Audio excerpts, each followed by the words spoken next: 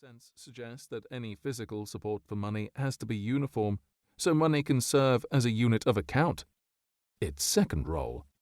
And the physical support must be durable and difficult to alter, so money can be a store of value, its third role.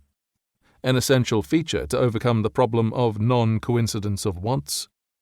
It is easy to see that these three roles of money are inseparable and essential for money to be able to serve the additional roles of facilitating exchange.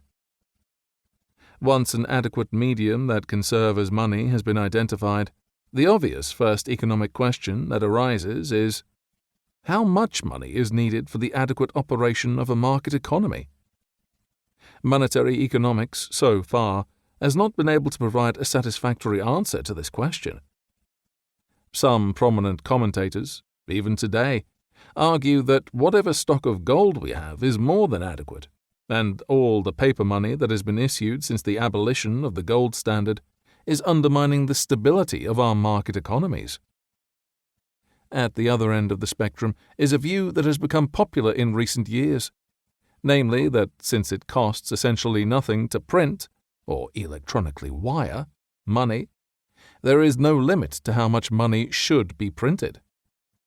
Pursuing the analogy of fiat money with equity further, we thought that new principles based on corporate finance could be developed and applied to this question.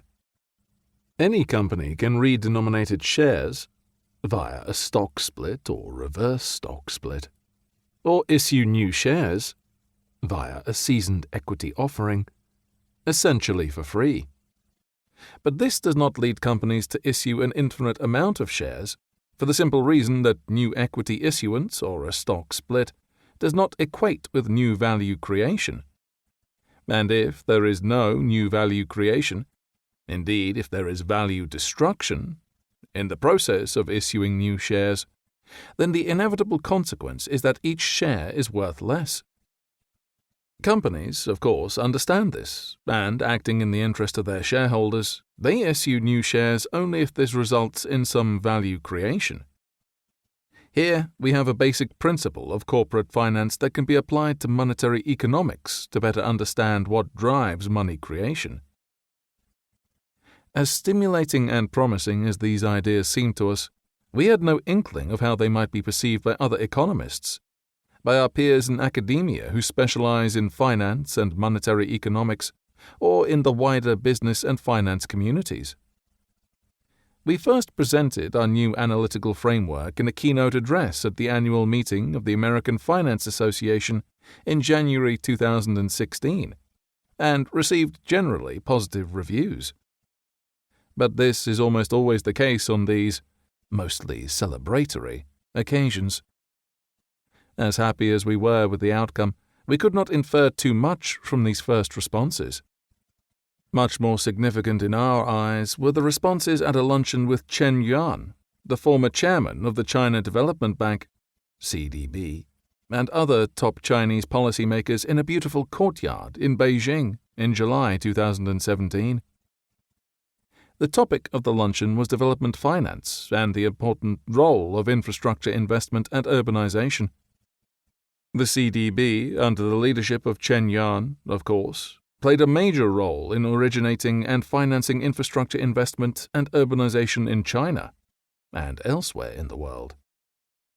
At some point during the luncheon, the discussion turned to the role of the People's Bank of China, PBC, in supporting the financing of the enormous expansion of the CDB finance sheet, and this brought us to the topic of money and money creation.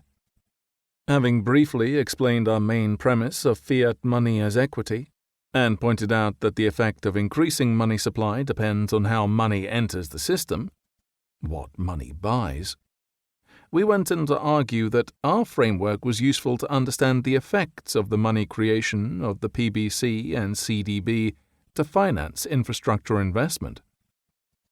To our surprise, our line of thinking was met with genuine enthusiasm by everyone around the table and led to a fascinating discussion on possible policy implications. If that was not encouraging enough, 1 month later, on August 3rd, 2017, The Economist reviewed our first working paper, NBER Working Paper 237.